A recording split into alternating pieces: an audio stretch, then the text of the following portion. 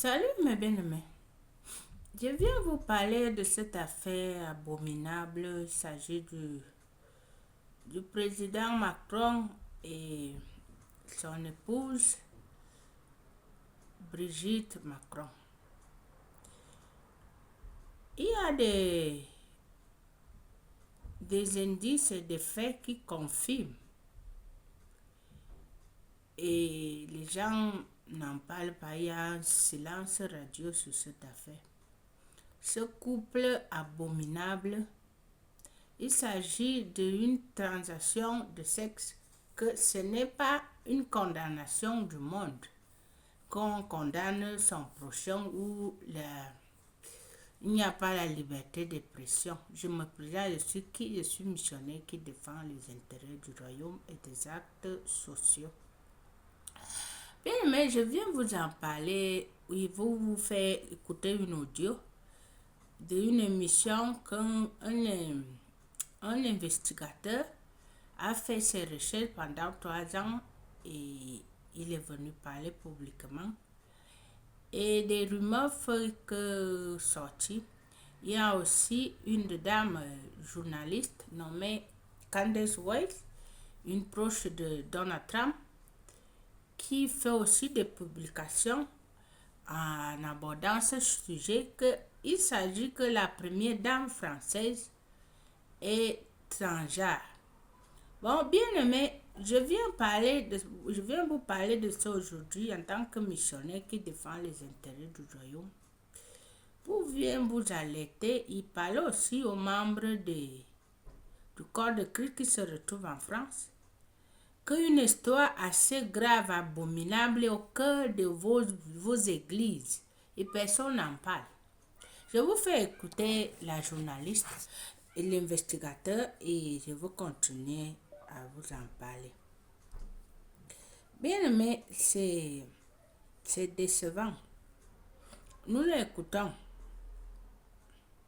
J'ai enquêté pendant 3 ans sur la réalité de la situation personnelle, physique et de sexe surtout de Madame Macron. Et je peux vous dire, il y a un mensonge d'État absolument prodigieux, à savoir que Madame Macron en réalité est Monsieur Jean-Michel Trogneux, c'est-à-dire que le frère de Madame Macron s'appelle Jean-Michel Trogneux, mais en réalité, ils ne font qu'une seule et même personne. Il n'y a qu'une seule et même personne, c'est Jean-Michel Trogneux.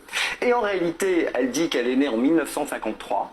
Or, elle est née en réalité en 1945. Et pourquoi ce changement de sexe et de date? Parce que ça cache un délit, une infraction extrêmement importante, qui est le détournement de mineurs qu'aurait commis Madame Macron à l'époque à l'égard de Monsieur Macron.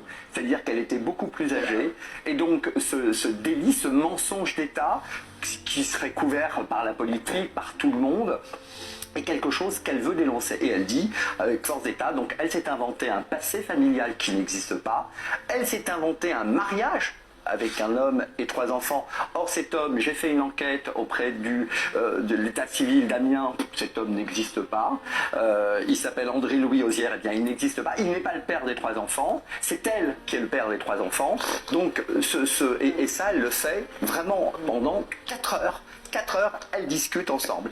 Et ces deux femmes eh bien, ont comparu devant le tribunal beaucoup plus tôt qu'il n'était prévu, puisqu'au départ, elles devaient comparaître qu'en 2025. Mais l'avocat de Madame Macron, Jean Inoki, est venu dire au tribunal, c'est pas possible, il faut vraiment qu'on passe beaucoup plus vite, parce que ça commence à prendre une ampleur internationale incroyable, c'est viral, et il faut que ce soit jugé très vite.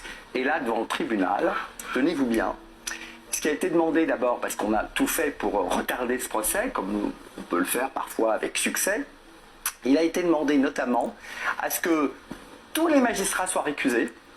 Aucun magistrat ne pouvait juger de cette affaire, dans la mesure où le président Macron, c'est lui qui nomme les magistrats, sur évidemment conseil du Conseil supérieur de la magistrature, et dans la mesure où il est eh bien, le mari de la victime et le beau-frère de l'autre victime, le frère, eh bien il faut récuser tous les magistrats, et donc cette affaire ne sera jamais jugée.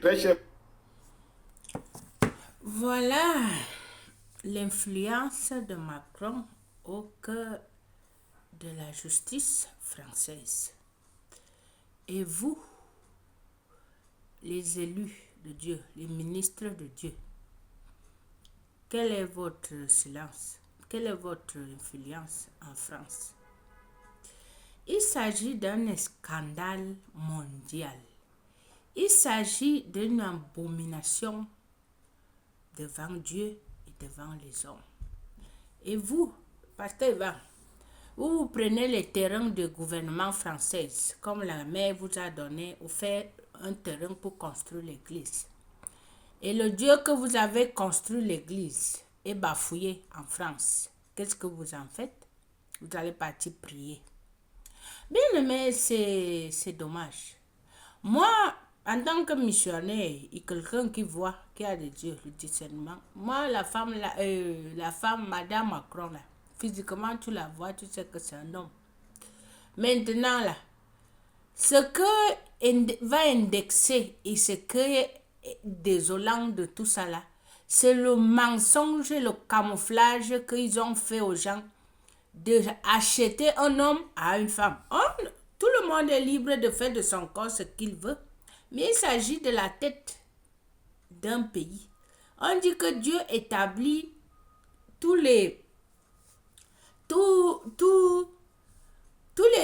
les autorités sont établies par Dieu. Bon, Dieu va établir un menteur à la tête du gouvernement français. Bon, bien aimé, cette histoire qui est là en train de prendre l'ampleur, c'est une histoire qui va beaucoup réveiller les conscients et beaucoup faire en sorte que vous soyez conscients que la venue de Christ est déjà là. Quand le président Macron avait annoncé que l'événement de la bête est là, il s'agissait de le degré que lui occupe dans cet antichrist. Cet antichrist qu'ils font que prendre de l'ampleur et dominer le monde. Et cet esprit, c'est l'esprit du diable qui fait en sorte qu'il sait qu'il n'a plus de temps. Il fait emmener maximum de gens en enfer.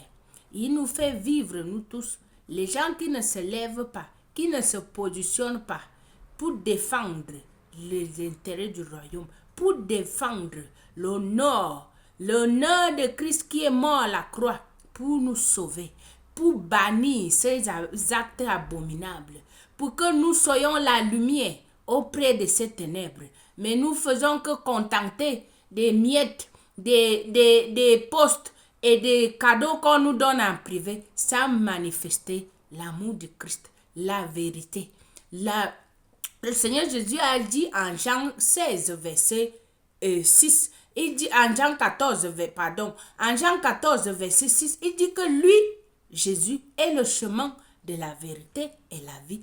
Et vous avez Jésus qui est le chemin de la vérité et la vie, que vous occupez des positions comme des ministres. Vous vivez dans une mensonge abominable comme ce que une journaliste qui se lève de nulle part pour vouloir mettre la lumière là où les ténèbres ont envahi un pays comme la France, une modèle de Centrafrique, une modèle pour les Africains. On dit que la première dame de cet État française est un transgenre. Je ne suis pas là pour la juger, mais le mensonge qui peut avoir lieu dans cette affaire, c'est inadmissible. Mais comme ils ont le pouvoir de ce monde, parce que moi je prends ça comme la légère, le mensonge a toujours il prend l'ascenseur, mais la vérité prend l'escalier. Ça va arriver, la vérité va avoir lieu. Qu'il est un homme qui nous dit pourquoi nous a menti tant d'années. Pourquoi?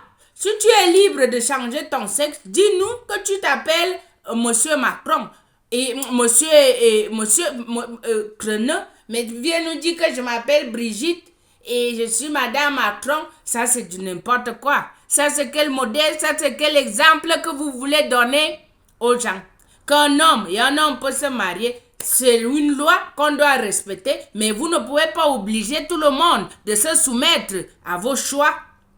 On dit que chacun est libre de faire son corps ce qu'il veut, mais il s'agit d'un gouvernement, d'un État, d'une institution qui est un modèle, qui nous conduit, qui on doit obéir. Maintenant, là, ils viennent nous imposer leur vie privée, que nous acceptons les mensonges là. Non, il faut que la vérité ait lieu. Bon, je vous laisse à la réflexion.